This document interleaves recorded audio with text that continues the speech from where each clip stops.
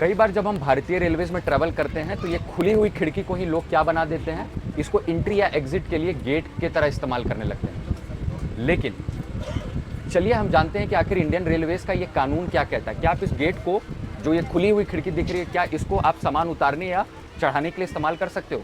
क्या यहाँ पे सवारी को अंदर आने के लिए या बाहर निकासी के लिए इस्तेमाल किया जा सकता है इस खिड़की को? यानी जिस तरह से गेट होता है कोच का, क्या उस तरह से हम इस खिड़की को इस्तेमाल कर सकते हैं? इन सब के ऊपर इंडियन रेलवेज़ का कानून सख्त है और अगर आपने ये गलती की तो आपको 3 साल तक का कारावास हो सकता है। तो चलिए हम जानते हैं कि नियम क्या है। नॉर्मली जो आप ये खुली हुई खिड़की देख रहे हैं, कोचेज़ में होते हैं, एक साइड दिया जाता है, इसको हम इमरजेंसी ओपनेबल विंडो के तौर पे कहते हैं, यानी कि आपातकालीन खुलने योग्य खिड़की।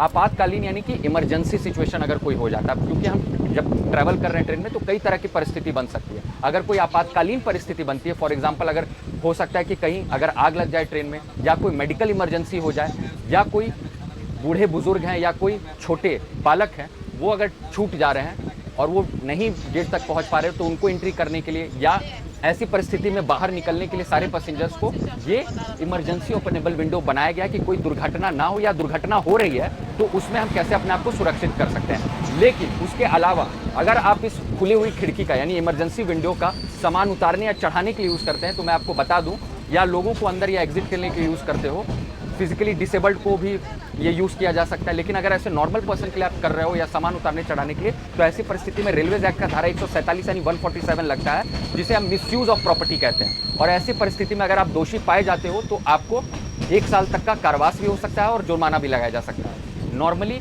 अगर सेक्शन 141 भी इसमें साफ तौर पर रेलवेज एक्ट का कहता है कि इस खिड़की को, या आप जो पुलिंग, चैन पुलिंग करते हैं या इमरजेंसी विंडो को गलत इस्तेमाल करते हो, तो ऐसी स्थिति में सेक्शन 141 भी लगता है, जहाँ पे 1000 रुपये तक का जुर्माना या 6 महीने तक का कारावास हो सकता है। अगर आप रिपीट ऑफेंडर बनते हो, यानी कि आप बार बार ये अपराध करते हो, तो दोषी पाए जाने पे 3 साल तक का भी कारावास हो सकता है। तो एक चीज़ याद रखें, ये जो मापदंड बना हुआ इमरजेंसी विंडो, ये हमारी सुरक्षा के लिए, ना कि एंट्री और एग्जिट के लिए।